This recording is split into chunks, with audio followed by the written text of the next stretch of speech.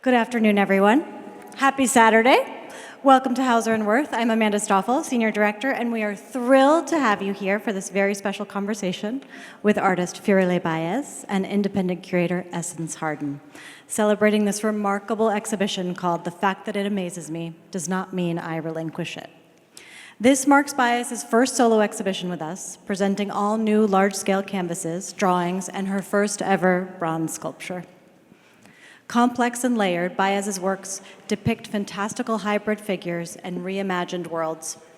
Employing beauty as a powerful form of resistance and protest, Báez challenges traditional representations of history, nationality, gender, and race. United by common cause, the paintings incorporate a wide range of subjects including art history, science fiction, anthropology, pop culture, folklore, and fantasy. Should you find yourselves heading to Vancouver for the holidays, please be sure to see Firelei's solo exhibition at the Vancouver Art Gallery, currently on view through March 16th.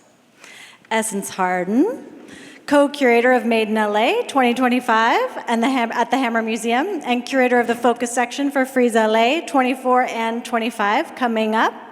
She has curated exhibitions at the California African American Museum, the Orange County Museum of Art, Art and Practice, Los Angeles Contemporary Exhibitions, Museum of the African Diaspora, and Oakland Museum of California, amongst many, many others.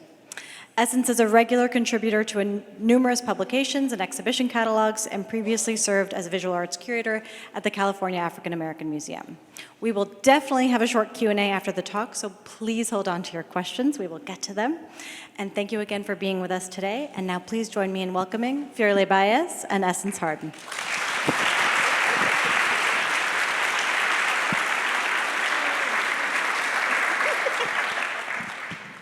Hi, thank you all so much. Thanks for having us, Hauser, and congratulations on this really expansive, beautiful, and demanding exhibition. Thank you all for being here. This is overwhelming and delightful to see you all in a Saturday when you could be doing many other fun things in this holiday break. Thank you for being here. So sweet. I think it's best to start at the beginning, which is we're here. Can you ground us in this exhibition? The fact that it amazes me does not mean I relinquish it. Concept, ideas around form, material, just like a little overview of where you were at when the moment was coming up to create this work. So that is a lovely, huge question that we can spend the entire talk on. In terms of ideating the exhibition, it came at the tail end of a series of other exhibitions, so I had been kind of in flow already for a while. I had been in Somerset, England for about 3 months, preparing for an exhibition at South London Gallery.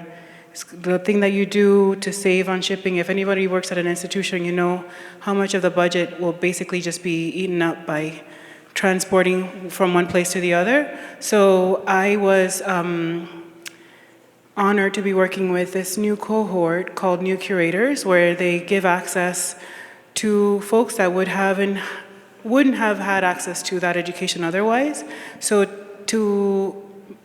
I was working with them over those 3 months, actually over a whole year, but culminating in those 3 months, to put together the most spectacular exhibition that we could both put together on a zero budget. And so I went to the countryside, and all this flora that you see in the paintings was just a glut everywhere that you walked. The walls were just bursting, like every crack on the concrete had a beautiful flower coming out of it. And so this just kept ruminating in my mind, and I kept documenting it without the idea of why does English countryside, why that extravagant lushness is taken for granted. And so I kept documenting it, but keeping my eyes on what I needed to do for South London Gallery. Very different set of paintings, very much about abstraction and the figure, and a continuation of other work I had done before, the Siguapa series namely. And when I came to New York after doing that exhibition, after conceiving all of it, I had this show to think about and to complete, and I just unpacked literally all the materials, all the things I had done, but also all the source images and the feelings around that, and laid that to around me, rested a bit, and I think of my work like a tapestry, started reweaving different threads. Nothing that I do is distinctly isolated. I think my work, like a tapestry, just keeps reweaving itself, and I wanted to respond to these particular documents. And what I had been, as a filter, processing up to that moment just came through into what you see. So all that to say, I'd been traveling, I hadn't been home for months, and I came back home and I had all this stuff to work with, and I used that as a way of responding to the world around me. Amazing. That's really wonderful, because I have this question around sort of site specificity within the work. You know, there's this art historian, Mi-Wan Kwan, who talks about sort of site specificity within artworks and people who do public art and who respond to their environment as something that's sort of discursively determined. And when I was here kind of walking through and wandering around the galleries at first, I really thought about, it's quite obvious when we're talking about the maps that are in the foreground and how you sort of interrupt and disrupt them with these images, both abstract and figurative, but also just hearing what you said about the work coming from your time in England, and then you're back in New York, and now it's here in Los Angeles. And I wanted you to kind of think through that with us, like how presenting work here in LA might have influenced, or perhaps did influence, how you thought of the layout or what the pieces were, knowing that you were in England for a long time, kind of considering the flora that was there, and then coming back to New York, which looks very different. So all these places are sort of also influencing what we see here, not just maybe the overall concept where you work within maps and bodies and form, but also those kind of regions. Yeah, and so I think one thing to underline throughout all these works is that they are refracted through the lens of someone who's from the Caribbean and who has a very particular symbolic lexicon of color. When I reference color, I'm thinking of specific ideas. When I depict bodies, I am thinking of specific narratives. And I wanted to, through these works, create a very visible connection between these geographies. Even the sculpture that you see there, the painting that influenced it was informed by my stay at the Headlands in Northern California. That's one of my favorite residencies. And they have these massive ancient palm trees that are like really shaggy, and I wanted to be able to like have that in the trunk of the body. So this signifier that for some people might be like, oh, she's a Caribbean artist painting Caribbean landscape. The fact that we are global and we are a nexus point should be noted and celebrated and taken as not a distant fact, but a formative part of who we are in these other landscapes, whether it's Norway or England or California. We are interconnected with the geography, the site, and part of why I wanted to have the title of the exhibition and to honor Edouard Glissant is the fact that he talks of landscape, the archipelagic landscape, like all the connected islands of the Caribbean, being thought of as being isolated, but to actually rethink of it as the tying narrative being the ocean, being the water around you, that we are more in relation with each other, more connected than we ever imagined. And if we start thinking of water, I mean, California had these massive amounts of water just being dumped.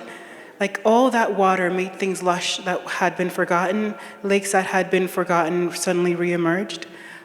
This understanding that what we think of as ephemeral, the boundaries that we impose in the maps, in our ideas, are active constructions, they're not reality. So to rethink of who we think we are, what we think we are, is a gift to be able to blur that and to get closer to what we might actually be. Yeah, that's good. Oh man, I have like 3 threads of questions now popping in my head after you just said that. I'm gonna do this one first, then I'm gonna go to the other sort of idea. But so again, when I first saw the work here in the gallery, I was like, and I've listened to you talk many times and recorded things and in interviews. You mention, and it's always very brief, this idea of like a portal within the work. And when I was here, I was like, oh, it sort of reminds me, and we had a conversation earlier this week, of like an event horizon, maybe like less than a portal, where because of the sort of structure of the compositions you're creating and your technique, and then the materiality itself, that we're kind of standing still, going through, and also maybe kind of reversing in time a little bit, that the event horizon, you can't really tell as you enter the black hole, right, what time now is doing, because you're in a different dimension. And we both love sci-fi, and the work itself feels so fantastical, and that kind of strange, critical, maybe like fabulation way that like Saidiya Hartman might talk about. But I wanted to talk, or have you sort of think through, specifically with the work behind us, Aida Wido, this idea of the event horizon, this idea of space-time and different dimensions sort of being created or asked of the audience when being in view with the work. Yeah, so we talked about the active hallucination that it is to perceive art, or to perceive in general, that so much of the act of seeing is projection, and very little of it is quantitatively factual. Like when you look at this painting, you think of a white ground, and this painting, in the act of mixing the color, absorbed more color than every other one around it. There is something that you have to,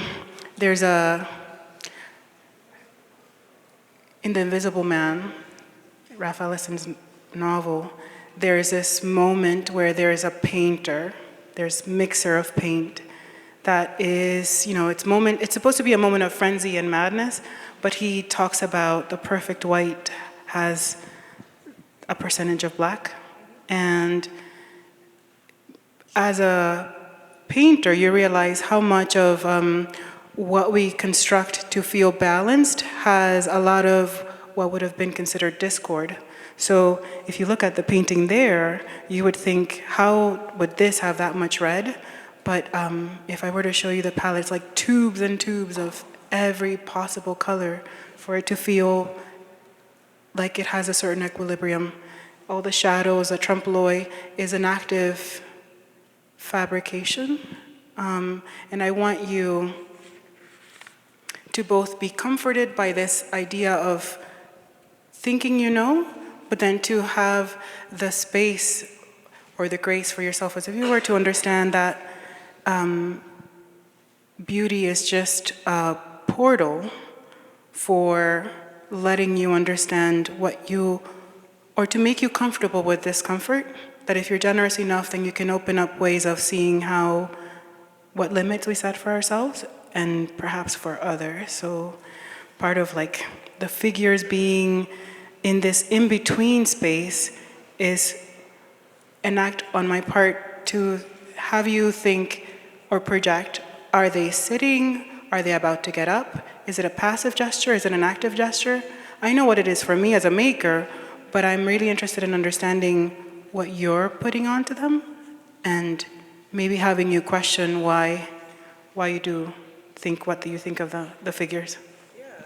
That also leads into, you've made a bronze work for the first time, and I was also intrigued by the insistence of the different materials in the exhibition itself, and like why or how you're thinking of that relationship. That it felt like kind of like a part 2 of the same ask of. Yeah, so I guess taking it back to the title of this painting, Aida Wedo, and Aida Wedo in the Yoruba pantheon within the Americas is the rainbow snake goddess. It's actually non-binary, it's both female and masculine, but it's this understanding of to access higher knowledge, you have to first go through the spectrum of gender, the spectrum of the body. You have to be fully understanding of your corporeal limits to then access higher knowledge. And as much as I try within a painting to remind you, this is dirt on cloth, this is cotton, there's a history to both, there's a context to both, you are constructing along with me. There is still so much training, if you think of like cave paintings to the present, where you are, we think we know. When we look at an image in a painting, they become psychic windows. You're not bound, your body is not as bound, even though like the reason I make the larger scale is to make it feel like you're interacting with an object in space. But sculpture functions so differently. It's funny, in school we were taught that as humans, we think human scale is 8 feet. Each one of us thinks that we're 8 foot tall folks walking around. Bodies, our energetic selves are just like at minimum that. So anything under 8 feet, we feel like we dominate. It's something that is like more easily dismissible or more minute. So thinking of the scale for the sculpture, I had to be at a certain threshold. And, you know, when you walk by her, you think she is human scale, but it is 10 feet tall. And if she were to stand up, she'd be 20 feet tall. So it's just amazing how the assumptions that are quickly made when we see things. And I wanted all the things that I was hoping for, that surrendering or that putting on of a guard when you interact with something, you can't escape from it when it's a sculpture. You're either want to dance with her or you want to battle, so, yeah. Amazing.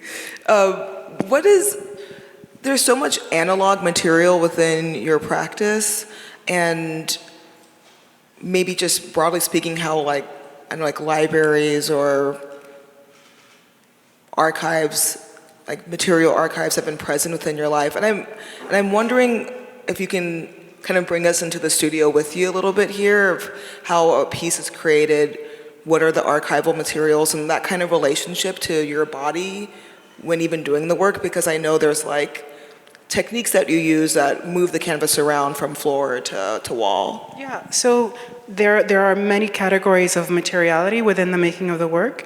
The reason I started working with diagrams, actually shout out to Naima Keith, who curated me into a show back in 2011 where I would get these book pages from DX session books all around New York, primarily Cooper Union, and questioning why they were being thrown away. Why would an institution deaccession its material? And a lot of times it's not just of a divesting of material, it's a divesting of ideas and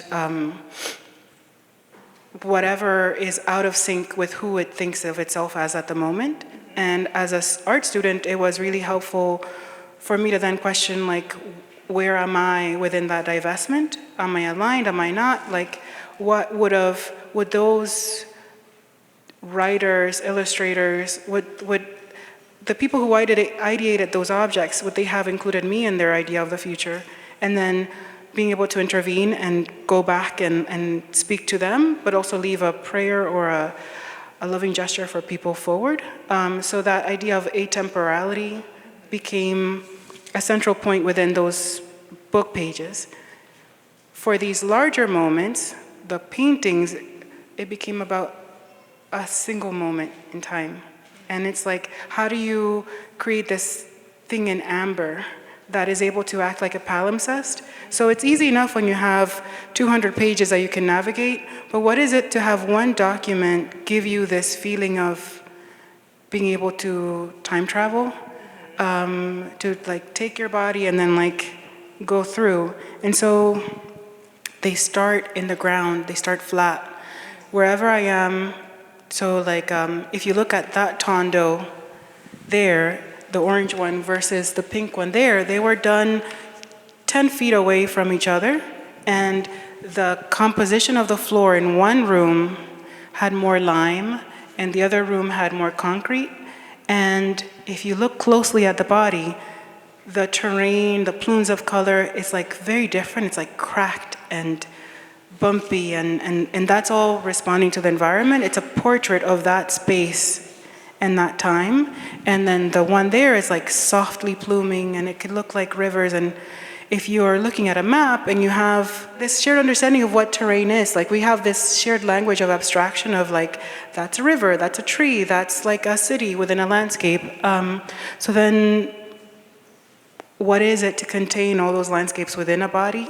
And then to further out into flora, and to like to go from a literal abstraction created by the environment, something that responds to the dryness of the air, the cracked ground, absorption, all that, to something that is like illustrating that. That's really beautiful, thanks.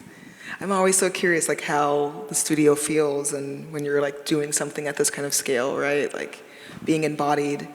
And there's these three words that kept coming up where I was like, okay, like senses and biological systems and abstraction, and how is that all kind of, it keeps just sort of, I don't know, popping in my mind like every time I'm looking at something of yours, and that relationship between the three. And I think it's kind of a historical question, because so much of the work is asking these historical questions, and you're sort of thinking through not only like, I guess, a reclamation of the past, but really this investment and interest in the present and these present bodies.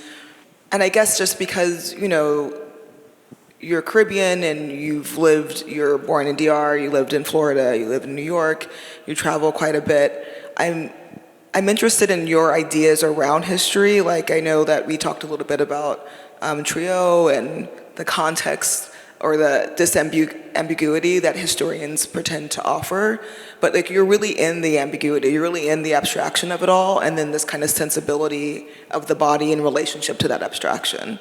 I don't know, there's something there that I want you and I to maybe like talk through together of just how you're working within the context of history while also kind of deferring to another type of truth.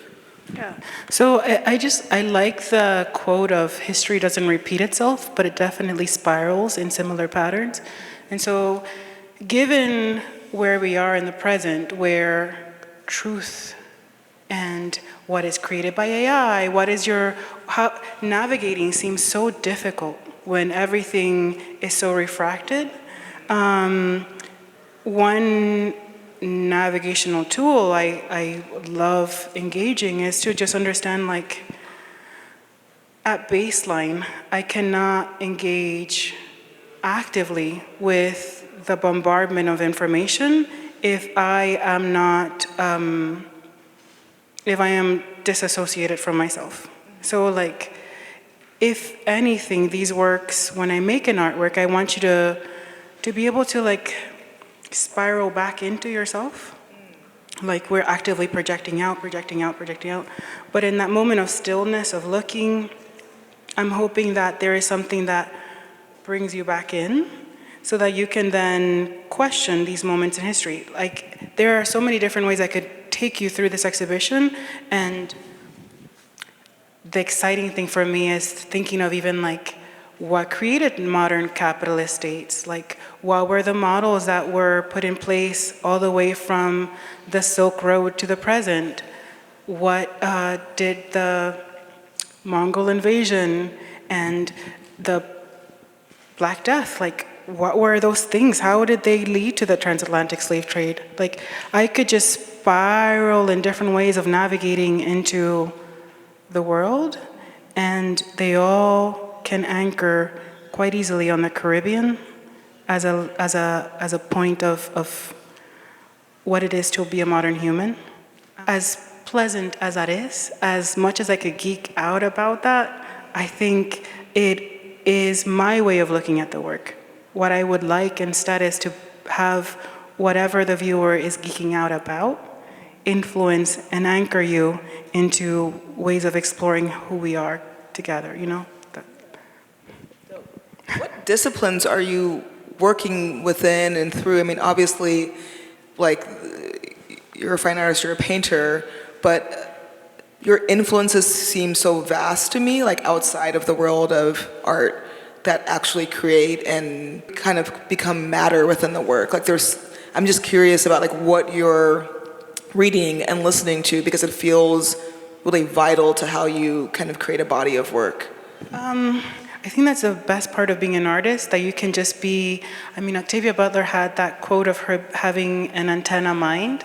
She was just like an antenna. So that as an artist, you were given the freedom to pay attention and to then like make note. You can't give the answers. You don't have, it's false to think that an artist can be the one to solve public policy. And, you know, as much as institutions like to have us come in and do a workshop, you're not gonna solve the problems of food scarcity or miseducation, etc., but you can start giving pathways for better engagement. And so, all that to say, I grew up as a kid who had to like move around a lot, and anchoring interior spaces became a lifesaver. So in an alternate world, I am decorating interiors. And then, you know, given the madness around me, before going to art school, I had gone to community college and I was studying psychology. I could, in theory, in another world, also be like a psychotherapist. Or, you know, there's so many different pathways that life offers, and thank goodness for Cooper Union, because here I am. We love it. Upstairs is a work, it's called Unbound. It's the only work that's upstairs, it's over there. And it was the last thing I saw, because it's the last room I went to. And I was like, oh, this is amazing, and like, I wanted to just ask you. So in the work, there's a map in the background, in the foreground, and there's a body, a leg that's sort of extended out, and then one leg is crouched. It's a thing that reappears often. Sculpture, title of the exhibition as well. In that work, there's a line that's quite visible, and it's really legible, and I wanted to ask you where it came from and like what you were thinking, because it felt very different from the other pieces where it was much more obscured. And the line is, picture of organized nature as extending over the earth. And I was like, where is this from? Like, what is the reference that you're using here? And then you figured the body in this way, which feels really powerful and dynamic, but it was very bold, the language, to leave the language in the work. So, multiple narratives. That was the first painting I did. That was my warm-up in Somerset, just like get it done, and that was a first work. But it was a work that an image I had been working with for the sculpture. So to create that tense gesture of the figure in the sculpture, you can't just cast that. Something that happens when you're casting a body, it freezes. It takes so long for the plaster to cast that you kind of have to relax into it, so you don't get that dancer-like tension of the muscles. And so that meant I had to work with different live models and carve that out. So it came out of hundreds of photos in the round of different bodies to create that gesture.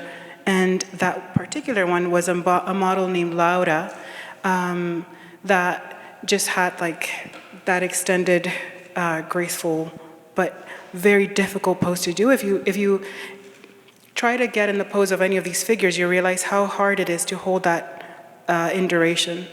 And so one thing that happens when I look at these diagrams, a lot of times, is that I will have a flickering image, and the goal is to get as close as I can to that apparition. And that one was just easy. It's just like the hubris of some of the diagrams. You'll see that the green figure there were these didactic materials that were meant to be for educational purposes. That one there is a set of cards that were made for the French Dauphin that were meant to teach him geography, but also to actively play at colonization. And that one, about 200 years later, was designed to teach children how to view nature, and nature as this tidy, organized thing within a hierarchy of possibility. And so organized nature as extending over time, this idea that you contained all time, all nature, all things within human control. And so I kept thinking of that Bjork quote or that song where she's like, I thought I could organize the world around me, how Scandinavian of me. And so listening to that song in Somerset in the middle of a rainy winter, and like, actually it's like summer in Somerset felt like winter. There's like that Twain quote of like the worst winter of his life was a summer in SF. That was Somerset. It's like lovely and lush and like so green, but so cold. And that figure is meant to be just like a powerful extension over that landscape. Amazing. How much is intuition kind of playing in what you're doing here? Like, is it guiding you? Is it like daydreams? Like, how does the work come to you? So I get that flicker of an image, and the goal is to get closer to that. But it means that if I ever try to pre-sketch and stick strictly to that sketch, I will miss the image altogether. I have to, as much as there is painting, there's an erasure. For everything you see, there's probably like 3 things erased within it. So it's this negotiation in space of like getting to the right light, because they're all imagined or they're all constructed. It's actually harder to make them fully, because the lighting, to make something believable in trompe-l'oeil, like the more rendered things are only in oil. I feel like that's the beauty of oil, that it's so elastic that you can just keep tweaking it until you get exactly the right light. And that meant that I had to figure a way of how to make it believable that the light that was in one direction could exist in the light from another. So it's just very technical things that are so crucial for something to feel like effortless. You really do it. I have one last question, and then we can open up to the audience. It's a quote from Saidiya Hartman, and she's talking about critical fabulation, which is how she understands her practice. And the quote is, "In the context of such enormous structural violence, how was it possible to imagine that a beautiful life is possible? Even more unthinkable was the idea that one might create it, not in the future, but now." And I was like, critical fabulation is something that we talked about a little bit. And I really do think that the work is an attempt or an effort within that relationship to have like the now, the present be really true. And I wanted to pitch it to you, this quote that you haven't heard because it wasn't, I just thought of it earlier today. That idea about what you're doing, what the attempt, what you're hoping to achieve from your practice is. Like, I know we agree on this, but I want you to like talk it through. Yeah. So I think that quote also speaks to being comfortable in active antonyms, that you are experiencing the horror that it is to be alive in a certain space, but also that crucial beauty necessary to navigate it, to survive it. And I reify that every day. I think that's part of the work. Like, you're not denying either, but you cannot exist with either. You cannot ignore. To do one, it doesn't mean erasing the other. You have to be able to be proactively comfortable in both. There was I think it was Sophie who was telling me that, to live in New York and to live in California, don't stay in New York so long that you become hard, and don't stay too long in California that you become soft. And I'm like, that's like someone with a very limited range of what is possible in the world. You can have in this space, the lushness, to understand that every space brings complexity, and that to acknowledge that complexity and to revel in it is how we can create something that is like more truthful of who we are, because we're not these like distinct, mapped out binaries. Yeah. Beautiful. Thank you.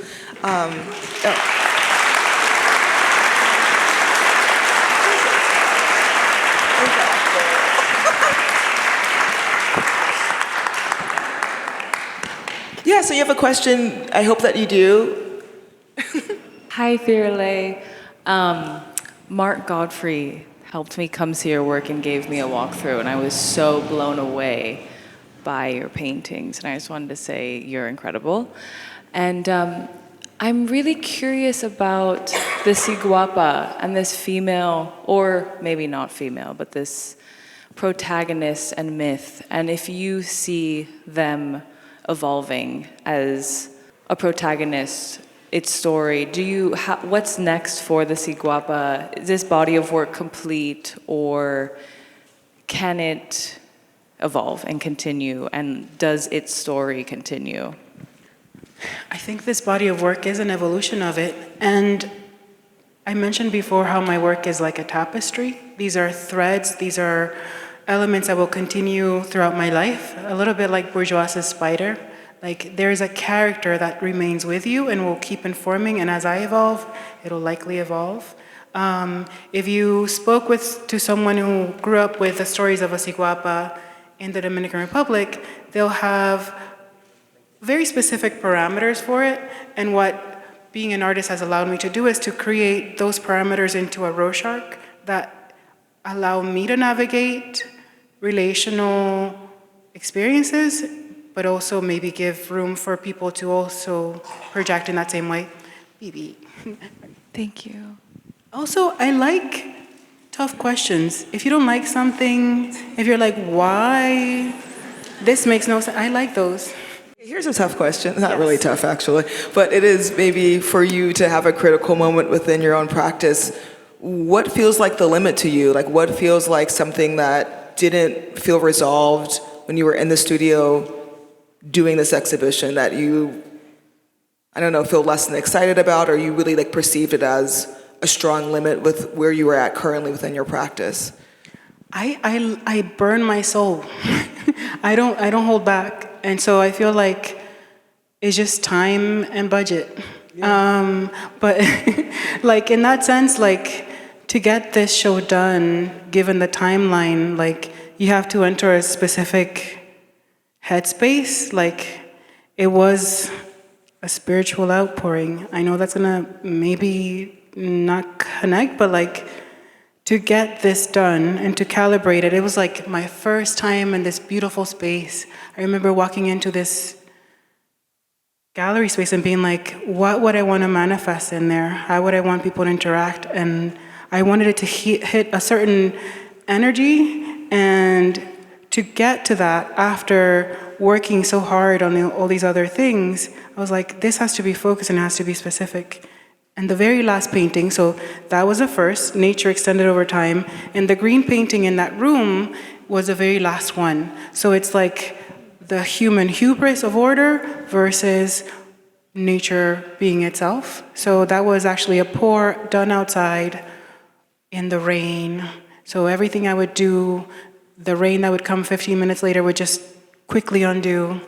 It became about being comfortable with things that I loved being erased, and then just continuing to respond to that.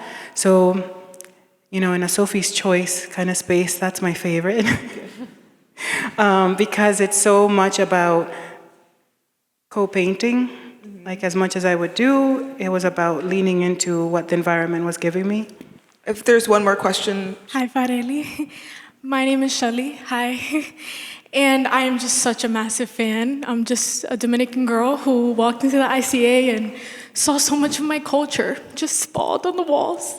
And I remember there was this particular piece where there was like this beautiful woman in just all her awe and like waves and just so much of our island like in her actual body. And I've studied Black studies and politics, and I've never so vividly seen it be captured in art. And I guess I'm wondering, working within such an expansive archive, how do you know that a piece is done?